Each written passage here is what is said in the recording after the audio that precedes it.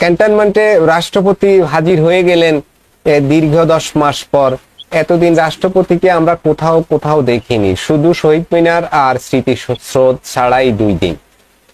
এর মধ্যে অনেক গুজব ছড়িয়েছে, রাষ্ট্রপতি গৃহবন্দী, এমন গুজবও আছে। আমি জানি না সত্য মিথ্যা, তবে এমন কথাও কিন্তু শোনা গেছে। এর মধ্যে রাষ্ট্রপতির পদত্যাগ, রাষ্ট্রপতিকে সরিয়ে দেওয়ার নানা ধরনের পরিকল্পনার কথাও শোনা গেছে। সত্য জানি না, কিন্তু এই যে হঠাৎ করে রাষ্ট্রপতি এই ক্যান্টনমেন্টে চলে গেলেন, এই বিষয়টা কেমন মনে হলো? মানে বিষয়টা হঠাৎ করে বিগত 10 মাসের কার্যক্রমের সাথে সঙ্গতিহীন, এবং এই প্রোগ্রামে তো প্রধান উপদেষ্টাও যেতে পারতেন। রাশেদ হায়দার ভাই। ধন্যবাদ মাসুদ ভাই।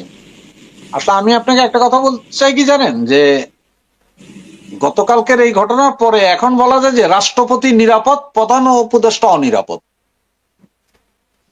তার কারণ হচ্ছে যে এই যে রাষ্ট্রপতি গতকালকে যে প্রোগ্রামটা হচ্ছে যে ওই রাষ্ট্রপতি এবং প্রধানমন্ত্রীদের যেই গার্ড রেজিমেন্ট আছে, এটা 50 বছর পূর্তি, মানে বাংলাদেশ স্বাধীন হওয়ার 4 বছর পরে এটা গঠিত হয়েছিল, তাদেরই একটা প্রোগ্রাম।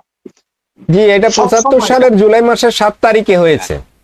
এটা সব আমলে আপনার রাষ্ট্রপতি এবং প্রধানমন্ত্রী যায় এই গার্ড রেজিমেন্টে ওদের গার্ড অফ অনার গ্রহণ করতে, সালাম গ্রহণ করতে। এইবারই প্রথম যে রাষ্ট্রপতি গেলেন, কিন্তু প্রধানমন্ত্রী তো নেই। প্রধানমন্ত্রী যেহেতু নেই, সুতরাং এখানে রাষ্ট্রপতি যাবে, এটাই তো হচ্ছে মূল কথা। যেহেতু বাংলাদেশের সংবিধানে এই মুহূর্তে ইন্ট্রিম গভর্নমেন্ট বা প্রধান উপদেষ্টা বলতে কিছুই নেই, সুতরাং এখানে এটা স্বাভাবিক যে শুধুমাত্র রাষ্ট্রপতিই যাবেন। আর দেখেন এই হায়দার ভাই, এইখানে একটু আমি একটু জানতে চাই,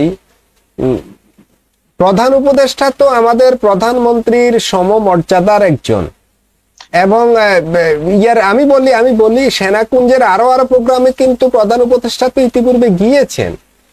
আমি জানি না বিষয়টা কি, আপনি কিভাবে বলছেন সেটা। আমার কথা হচ্ছে, দীর্ঘদিন ক্যান্টনমেন্টের কোনো প্রোগ্রামে রাষ্ট্রপতি কিন্তু যাননি। এই 10 মাসে প্রধান উপদেষ্টা গিয়েছেন, এবং এবারই এইটা একেবারেই ব্যতিক্রম, বাংলাদেশের ইতিহাসের হিসাবে ব্যতিক্রম না হলেও এই 10 মাসের হিসাবে এটি ব্যতিক্রম। সে কথাটা বলছে যে এখানে কি অন্য কিছু, মানে সিগন্যালটা কি? জোর করে তো অনেক কিছুই করা যায়। যেমন রাষ্ট্রপতিকে 2 দিনের জামাত গেল, রোজার ঈদ এবং কোরবানির ঈদ, জাতীয় ঈদগাহ ময়দানে প্রতিবারই রাষ্ট্রপতি যায়, সেখানে যাইতে দেওয়া হয়। ওখানে প্রধান উপদেষ্টা নিজেই গিয়েছেন, কারণ নিজে যায় ওইখানে পাবলিককে দিয়ে বলাইছেন আপনি 5 বছর থাকেন হুজুর, আপনি 5 বছর থাকেন। সেনাকুঞ্জে এর আগের যে প্রোগ্রাম, সেখানে বেগম খালেদা জিয়া গেলেন, সবাই গেলেন, কিন্তু রাষ্ট্রপতিকে যাইতে দেওয়া হয়নি। এইবার একরকম আমার মতে এটা একটা হচ্ছে চপেটাঘাত হইতে পারে, যে সেনাবাহিনীর সাথে বা প্রশাসনের সাথে যে এই বর্তমান অবৈধ ইন্ট্রিম গভর্নমেন্টের যে একটা দ্বন্দ্ব চলতেছে, এইটার হয়তো হালকা একটু বই প্রকাশ।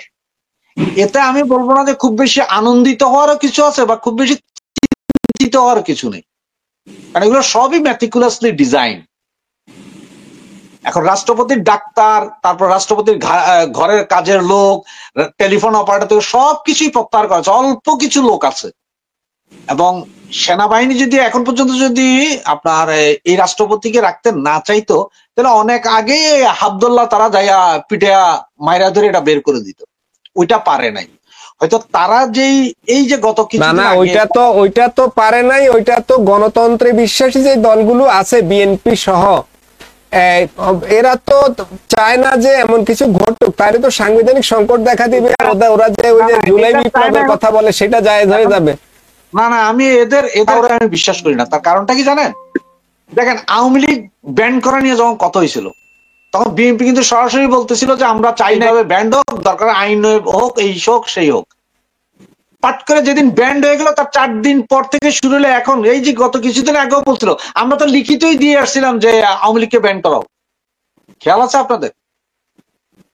ঠিক আছে, সেটা বলেছে, ঠিক আছে, কিন্তু আমার পয়েন্ট ওইখানে না।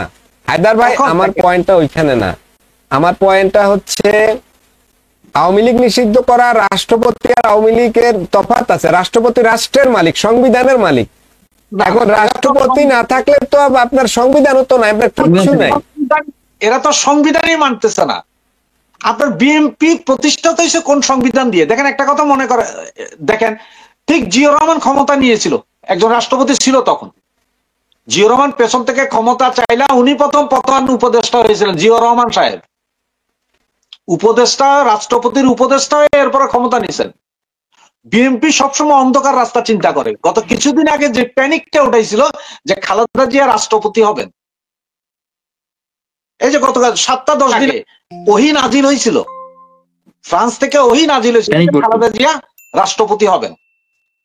এখন দেখেন এই যে আগের এই গতকালকের এই ঘটনায় ভট্টাচার্য ফ্রান্স থেকে একটা ভিডিও বার্তায় ওইটা বলেছিলেন, যদিও সেটা বিএনপিকে ট্যাপে ফালানোর জন্য, মানে টোপ ফেলছে এটা।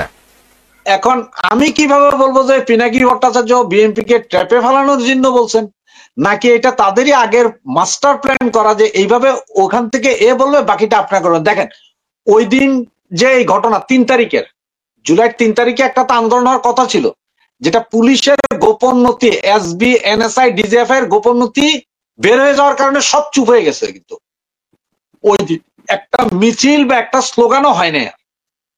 এটা যে আগামীতে আবার করবে না কেমনে জানেন?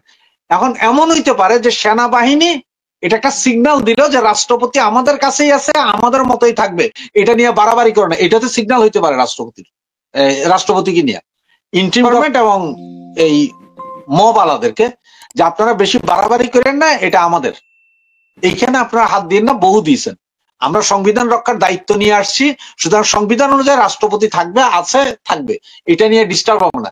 এটাও হইতে পারে। আপনি ওইটা চিন্তা করতেছেন না কেন যে এইটা হইতে পারে? কারণ নাহলে হঠাৎ করে অনেক দিন, প্রায় 10 মাস পরে, যেটা আপনার জুম্মার নামাজও রাষ্ট্রপতিকে দেখা, নর্মালি যদিও দেখা না যায়, কিছু কিছু রহস্যটা জানার জন্যই তো আপনাকে বারবার খোঁচা দিচ্ছি। আপনার কথা মতো আপনি বলেন যে সাংবিধানিক ভাবে ডাক্তার ইউনূস হচ্ছেন যে প্রধানমন্ত্রীর সমকক্ষ। আমাদের সংবিধানে তো ডাক্তার ইউনূস নাই।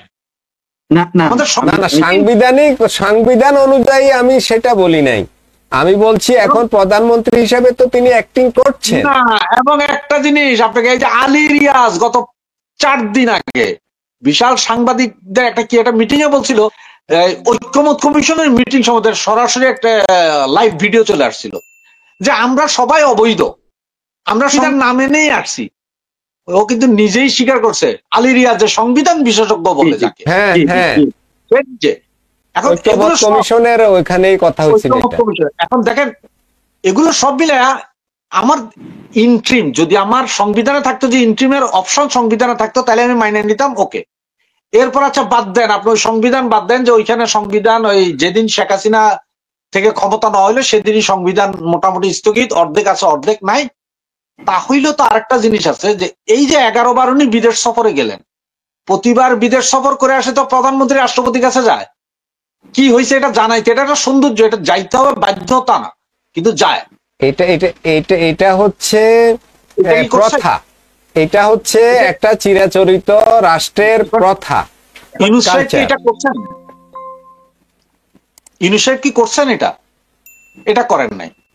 ওনারা সংবিধানও মানে না, রাষ্ট্রপতিও মানে না, কিন্তু সাংবিধানিক পন্থায় ক্ষমতা তাই শপথ নিয়েছেন, এতটুকু মানেন যে আমরা শপথ নিয়েছি, সাংবিধানিক পন্থায় আমরা শপথ নিয়েছি, কিন্তু আমরা সংবিধান মানি না, আমরা রাষ্ট্রপতি মানি না, আমরা আমাদের মতো মানি, আমরা যেটা চাই সেটাই মানি। এইটি হচ্ছে তাদের মধ্যে কাহিনী।